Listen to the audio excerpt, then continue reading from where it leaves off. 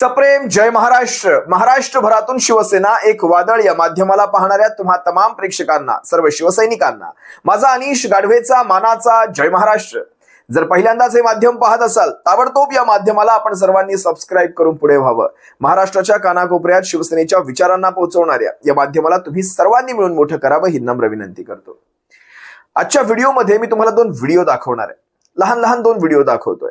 खरं तर आज कुठलाही राजकीय विषय घेऊन आलेलो नाही, पण हा व्हिडिओ अतिशय महत्वाचा आहे. एखाद्या राजकीय पक्षाच्या नेत्याने कसं वागलं गेलं पाहिजे हे मी तुम्हाला दाखवण्याचा प्रयत्न करतोय.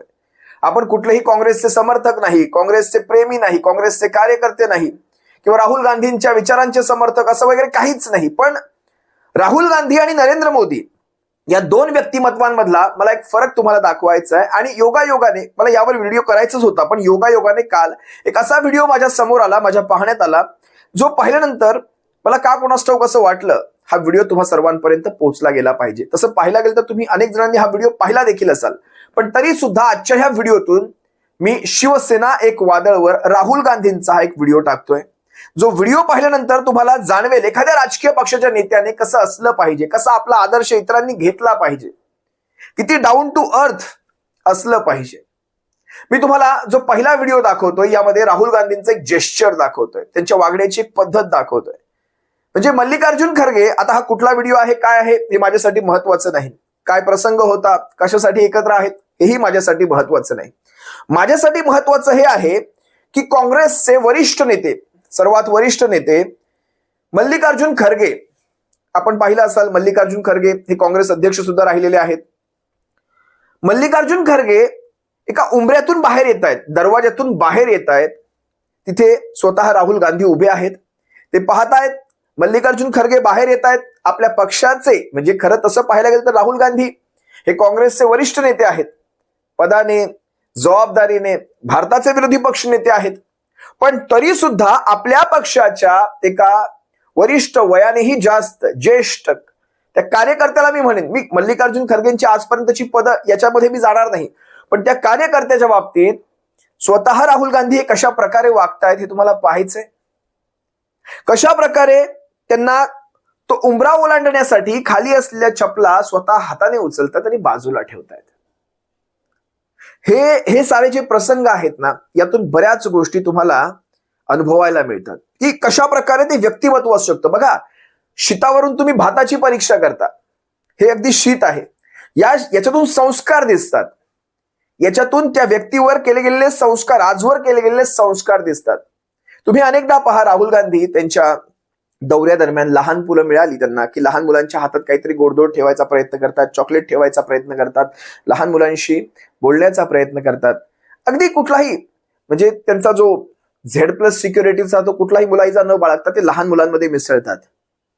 मी अनेकदा पाहिलेले. पण हे सगळं एका बाजूला ठेवा, आपण समजू शकतो की इथे कॅमेरे असतील, ते कॅमेरे बघतायत वगैरे वगैरे म्हणून आपण, पण हे एका वैयक्तिक त्यांच्या पक्षाच्या त्या मीटिंगच्या नंतरचा हा जो व्हिडिओ आहे, कशा प्रकारे आणि किती साधं, म्हणजे एक अंगामध्ये टी शर्ट असतं, पायामध्ये म्हणजे खाली ती पॅन्ट घातलेली असते एक साधी, पायामध्ये अगदी साध्याशा चपला असतात किंवा कधीतरी स्पोर्ट्स शूज असतात.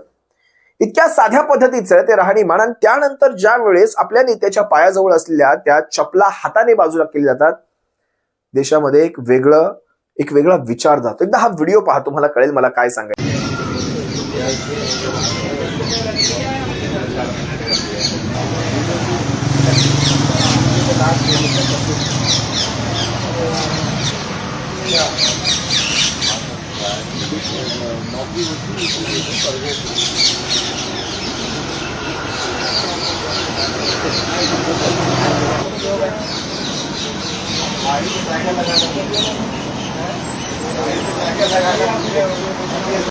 या व्हिडिओ नंतर तुमच्या अनेक जणांच्या मनामध्ये हा प्रश्न आला असेल की देशाचा विरोधी पक्षनेता, म्हणजे जवळपास पंतप्रधानांच्याच समान इतकं त्यांना एक महत्व आहे. भारताच्या घटनेने विरोधी पक्षनेत्याला अनेक अधिकार दिलेले आहेत. ही सगळी पदं मिळवून सुद्धा अंगामध्ये तो बडेजाव नसणं, तो एक अतिशय थाटमाट नसणं, साधी राहणी आणि उच्च विचारसरणी. ज्या प्रकारे त्यांनी त्या चपला उचलल्या, बाजूला केल्या, आपल्या नेत्याला थोडा आधार दिला, त्यांना बाहेर घेतलं, कोणी पाहिलं नाहीये तिथे, कोणी पाहिलं नाही. बरं, हे सगळं करत असताना तुम्ही पहा कशा प्रकारे मल्लिकार्जुन खरगे सुद्धा त्यांना हाताला पकडून तेही विचार करत नाहीत की हा माझ्या पक्षाचा एवढा वरिष्ठ नेता, याला मी कशा प्रकारे पकडू, असं पकडणं योग्य राहील का, अजिबात विचार करत नाहीत. म्हणजे ही नाती कुठपर्यंत आहेत पहा. हे एखाद वेळेस राहुल गांधी तुम्ही म्हणू शकाल की चला एखादा कॅमेरा पाहतोय की काय, हे सगळं पाहत असताना म्हणून ते सगळं करतायत. पण मल्लिकार्जुन खरगे त्यांना पकडतायत की. उद्या माझ्या पक्षाच्या वरिष्ठाने मला पकडलं समजा कॅमेऱ्यासाठी, एक उदाहरण घ्या तुम्ही, पण मला माहित नसताना मीही त्या नेत्याला पकडतोय, एवढी माझ्यात तरी हिंमत आली पाहिजे मी त्या नेत्याला पकडायची, त्याच्या हाताला पकडायची. नेता मला पकडतोय पण मी नेत्याला पकडावं एवढी हिंमत माझ्यात कुठून येणार, पण ती मल्लिकार्जुन खरगेंमध्ये आली. ह्या गोष्टी तुम्ही लक्षात घ्या. मी तुम्हाला आता दुसरा एक व्हिडिओ दाखवतो ज्यामध्ये आपल्या पक्षाच्या नेत्यांचा कशा प्रकारे सन्मान केला जातो तुम्हाला माहितीये. अगदी हार घालताना आपल्या हारामध्ये एकही नेता आला नाही पाहिजे, हारातून बाहेर व्हायचं. अगदी नजरेने सांगितलं तर हारातून बाहेर. किंवा एखाद्या ठिकाणी हातवारे करताना, लोकांना हात फिरवताना आपल्या पक्षाचा दुसरा नेता आपल्या पुढे 2 पावलं जर गेला असेल, लगेच त्याला मागे घ्यायचं, लगेच त्याला एका कोपऱ्यात ठेवायचं. असे अनेक प्रसंग मी तुम्हाला नरेंद्र मोदींविषयी दाखवू शकतो. एकदा हाही व्हिडिओ पहा ना, याच्यातून कळतं कोणाचे काय संस्कार आहेत ते. अगदी काहीच वेळापूर्वी मी तुम्हाला राहुल गांधींचा तो व्हिडिओ दाखवला, ज्यामध्ये राहुल गांधी मल्लिकार्जुन खरगेंच्या चपलांना आपल्या हाताने सरळ करताना तुम्ही सर्वांनी पाहिलात. संस्कारांमध्ये फरक पहा. मल्लिकार्जुन खरगे काँग्रेसचे वरिष्ठ नेते, सबंध आयुष्य त्यांनी काँग्रेससाठी घालवलं. त्या मल्लिकार्जुन खरगेंना आपल्या उतारवयामध्ये राहुल गांधींकडनं ही अशी वागणूक मिळते. आणि तिथे भाजपाचे वरिष्ठ नेते लालकृष्ण अडवाणी यांना कशी वागणूक मिळाली. लालकृष्ण अडवाणी नरेंद्र मोदींसमोर हात जोडून उभे आहेत. नमस्कार स्वीकारणं दूरच, त्यांच्याकडे साधं नरेंद्र मोदींनी ढोंकूनही पाहिलं नाही. हा आहे नरेंद्र मोदी, देशाचे पंतप्रधान नरेंद्र मोदी आणि देशाचे विरोधी पक्षनेते राहुल गांधी यांच्या आचरणातला, यांच्या वागण्यातला हा फरक तुम्ही सर्वांनी पाहिलात. खरं तर हा कुठल्याही विश्लेषणाचा विषय नाहीये. हे नेत्यांनी स्वतःच ठरवायला हवं कसं वागायचंय, कोणाशी कसं बोलायचंय, कोणाला कशी वागणूक द्यायची. पण लक्षात घ्या, ज्या व्यक्तीला पप्पू म्हणून हिणवलं गेलं उभ्या भारतीय जनता पक्षाकडून, ज्यांना पप्पू म्हणून नाव ठेवण्यात आलं, त्या व्यक्तीचं वागणं पहा, त्या व्यक्तीच्या वागण्यातला साधेपणा पहा. आणि जी व्यक्ती स्वतःला विश्वगुरू म्हणून संबोधते ती व्यक्ती कशा प्रकारे आपल्या कार्यकर्त्यांशी वागते, हे सुद्धा तुम्हा सर्वांसमोर येणं गरजेचं आहे. मनामध्ये ज्यावेळेस अहंकाराची भावना येते त्यावेळेस ते गर्वाचं घर खाली म्हणतात ना, आपल्या मराठीमध्ये एक म्हण आहे. हे फार काळ काही टिकणार नाहीये. देशभरामध्ये या गोष्टी फार काळ टिकणार नाहीत. राजकारण राजकारण राजकारण म्हणून तुम्ही ज्या प्रकारे माणसं विकत घेण्याची स्पर्धा लावली आहे, ज्या प्रकारे पैशाचं राजकारण सुरू केलंय, कुठे ना कुठेतरी या सगळ्या गोष्टींचा एक अंत असतो.